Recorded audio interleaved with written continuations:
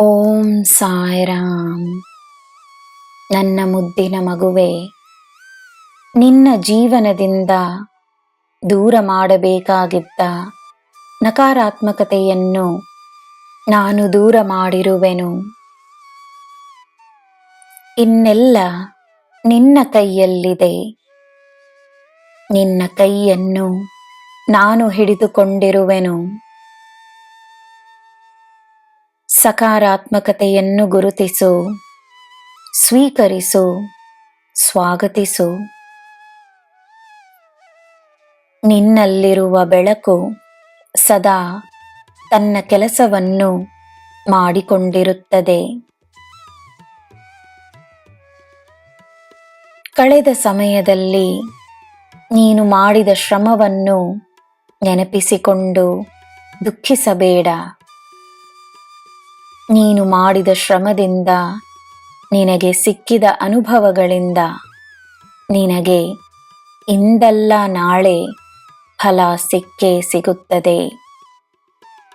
ಇದೇ ಸತ್ಯ.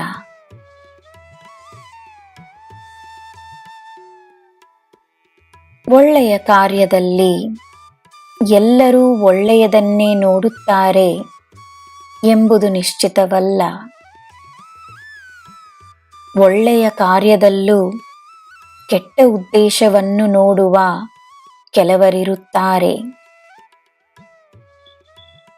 ಯಾರ ಮನಸ್ಸಿನಲ್ಲಿ ಏನು ಇರುತ್ತದೆಯೋ ಅವರಿಗೆ ಅದೇ ಕಾಣಿಸುತ್ತದೆ. ಎಲ್ಲರೂ ಅವರವರ ಅನುಭವಗಳಂತೆ ತಮ್ಮ ನೀತಿ ನಿಯಮಗಳನ್ನು ರಚಿಸಿಕೊಂಡಿರುತ್ತಾರೆ.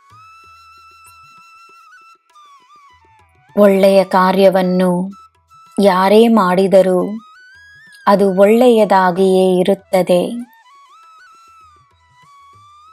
ಕೆಟ್ಟ ವಿಚಾರವನ್ನು ಮಾಡುವವರು ನಮಗೆ ಅದೆಷ್ಟೇ ಆತ್ಮೀಯರಾಗಿದ್ದರೂ ಅದು ಸರಿಯೆಂದಾಗುವುದಿಲ್ಲ.